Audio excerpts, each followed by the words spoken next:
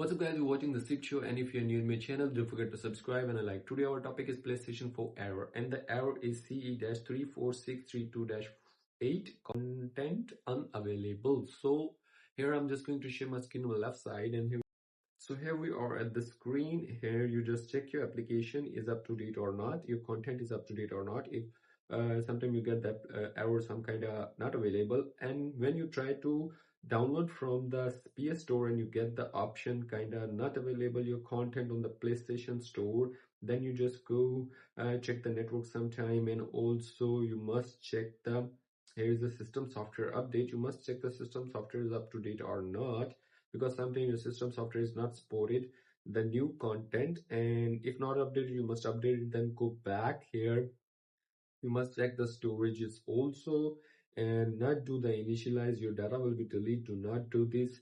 And here we go to the up scroll, and here we are at the parental control PlayStation 4 restrictions, and you must check your region, and you can check the region in your PSN account also. Here is, look at that, allow. Sometime you just logged 18 or less than 18, it's not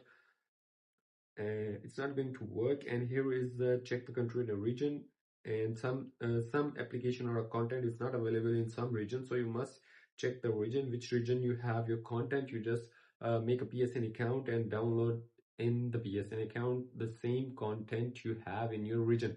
So simply that's how you can do it. And if you want to ask me a question, then leave a comment in the comment box.